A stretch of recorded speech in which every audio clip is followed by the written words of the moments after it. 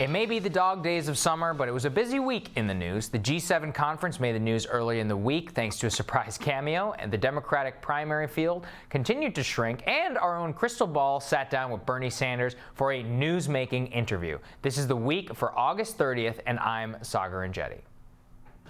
I think, frankly, though, a lot of it comes from growing up in a family that did not have a lot of money, and understanding what it means, to have a family that struggled economically, and what that meant to our family, and to know that many other families were then and are now in the same boat. And that's something that is very, very deep inside of me. Yeah. That was one of the most interesting parts of the discussion with Krystal that Bernie had, and I think it was really important, I think, to see a little bit behind the scenes. I'm reminded of a few times when the candidates do let their guard down, and it's something that I think it's important for all of us to see what makes these people tick. And I'm really, really happy that Krystal had so much time in order to dig into some of these things with him, and I can't wait to see whichever Democratic candidate, her or both her and I, get to interview next, and we'll ask him similar questions. Well, I also want to talk about Iran. So, Trita Parsi, Dr. Trita Parsi, an Iranian expert, was here to talk about why he doesn't think that Iran is going to negotiate with the United States. Let's take a listen to what he said. It's all about making sure that there is a break in this maximum pressure strategy.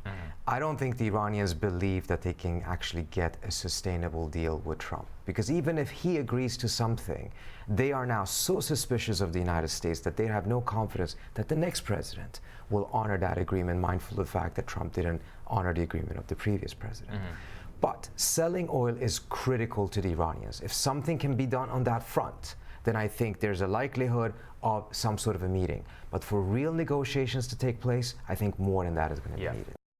So Dr. Parsi was actually, fun fact, my professor in graduate school, and that's how I knew that he's always somebody to call if you want to know what the Iranians are going to do and what they are thinking. He's been one of the foremost analysts here, and I think he's right on the money, which is that there really is not much of a reason to be optimistic for a negotiation. The President Rouhani is in a difficult spot, but that the oil, which is the lifeblood of their economy, and they are suffering, that if maybe one thing on that can be done, then a breakthrough could happen.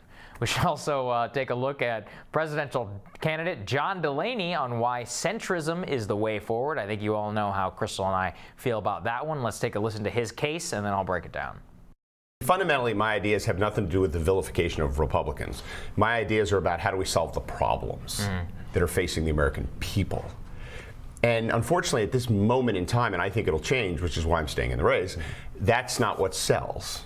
What sells is trying to, who does a better job at demonizing Mitch McConnell. Mitch McConnell and Trump are a symptom of a disease. If it wasn't those two, it would be two other people. The disease is a broken government that doesn't do anything. That is so interesting to me, because Delaney really just doesn't understand that nobody likes Bernie or Biden or whomever because they demonize Mitch McConnell. They like them for the ideas that they are espousing.